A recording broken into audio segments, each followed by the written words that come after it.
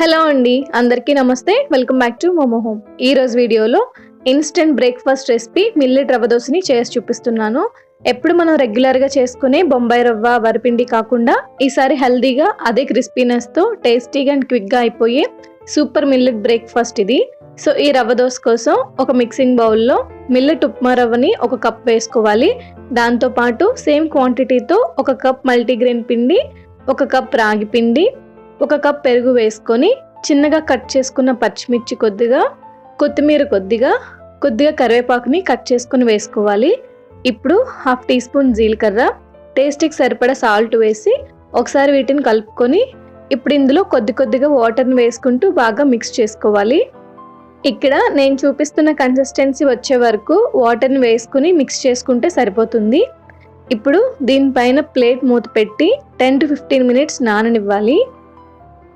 ఇది మిల్లెట్ రవ్వ కాబట్టి నానడానికి కొంచెం టైం పడుతుంది. అదే నార్మల్ బొంబాయి రవ్వ అయితే వెంటనే దోశ వేసేసుకోవచ్చు. ఇప్పుడు చట్నీ కోసం స్టవ్ పైన ప్యాన్ పెట్టి ఒక కప్ పల్లీలు వేసుకోవాలి. ఈ పల్లీల్ని లో టు మీడియం ఫ్లేమ్లో మంచిగా వేయించుకొని చల్లార పెట్టుకోవాలి. ఇప్పుడు చట్నీ గ్రైండ్ చేసుకోవడం కోసం ఒక మిక్సీ జార్ని తీసుకొని అందులో వేయించుకొని చల్లార పెట్టుకున్న పల్లీలను వేసుకోవాలి. దాంతోపాటు చిన్న పీసెస్గా కట్ చేసుకున్న కొబ్బరి ముక్కలు కప్పు వేసుకోవాలి. ఇందులోనే కారానికి తగ్గట్టు 3 పచ్చిమిర్చి, కొద్దిగా అల్లం, టేస్ట్కి సరిపడా సాల్ట్, చిన్న చింతపండు వేసుకొని వాటర్ని కూడా వేసి మెత్తగా బ్లెండ్ చేసుకోవాలి. ఇలా మెత్తగా బ్లెండ్ చేసుకున్నాక సపరేట్గా ఒక బౌల్లోకి వేసుకొని ఈ చట్నీ కొంచెం పల్చగా కావాలి అంటే కొంచెం వాటర్ని కూడా వేసుకొని సాల్ట్ని అడ్జస్ట్ చేసుకుంటే సరిపోతుంది. ఇప్పుడు చట్నీ పోపు కోసం స్టవ్ పైన పోపు గిన్నెని పెట్టుకొని 2 టీ స్పూన్స్ ఆయిల్ వేసి ఇందులో 1/2 టీ స్పూన్ మినపగుళ్ళు, 1/4 టీ స్పూన్ ఆవాలు, 1/2 టీ స్పూన్ జీలకర్ర వేసి ఒక ఎండుమిర్చి కూడా వేసుకొని ఇవన్నీ వేగాక స్టవ్ ఆఫ్ చేసుకొని దింపే ముందు కొద్దిగా కరివేపాకు కూడా వేసి ఈ పోపుని చట్నీలో వేసేసుకోవాలి. ఈ రవ్వ దోశకి నేను ఈ వీడియోలో చేసి చూపించిన పల్లి కొబ్బరి చట్నీ అయితే కాంబినేషన్ చాలా బాగుంటుంది. దీన్ని మీరు కూడా ఒకసారి ట్రై చేసి టేస్ట్ ఎలా వచ్చిందో కామెంట్ చేయండి.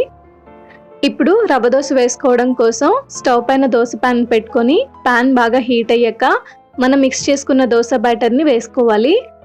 ఇలా దోశ పిండి వేసుకున్నాక ఒక 30 సెకండ్స్ లో ఫ్లేమ్లో పెట్టి తర్వాత మీడియం ఫ్లేమ్లో పెట్టుకుంటే దోశ క్రిస్పీగా మంచి కలర్తో రోస్ట్ అవుతుంది.